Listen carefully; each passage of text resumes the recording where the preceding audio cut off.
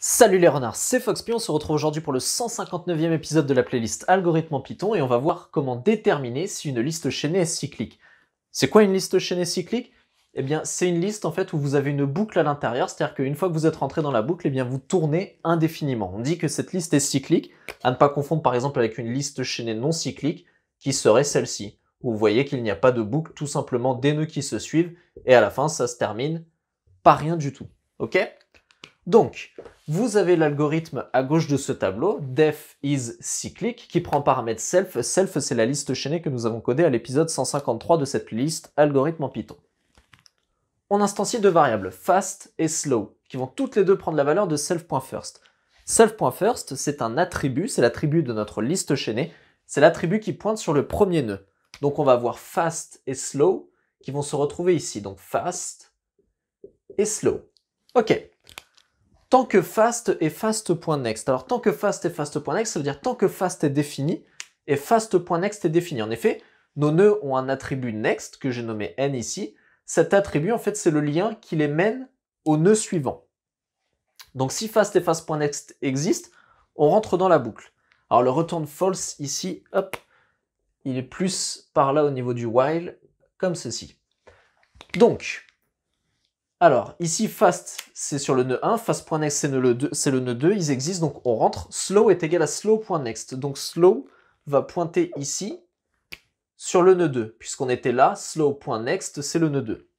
Fast va être égal à fast.next.next. Donc ça va faire fast.next.next.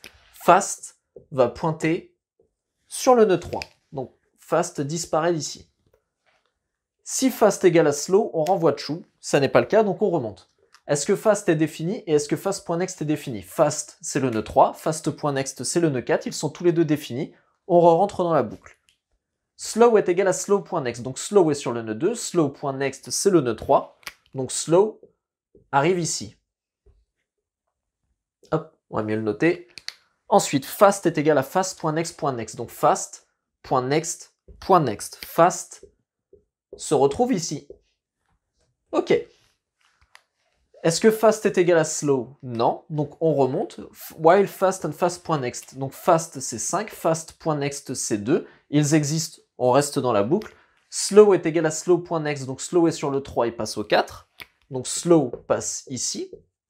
Fast est égal à fast.next.next. Donc on a fast.next.next. Fast passe ici. Est-ce que slow est égal à fast? Eh bien non, donc on remonte. Est-ce que fast et fast.next sont définis? Eh bien oui, fast c'est le 3, fast.next c'est le 4.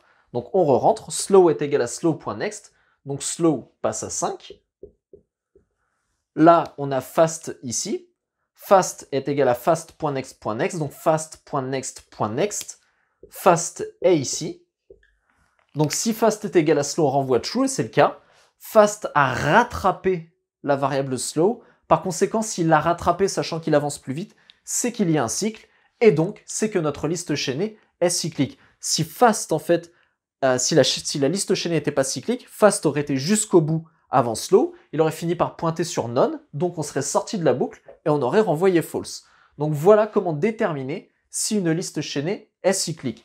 J'espère que cet épisode vous a plu. Si c'est le cas, n'hésitez pas à le liker, à vous abonner et à le partager. Et on se retrouve à très bientôt pour un nouvel épisode d'Algorithmie.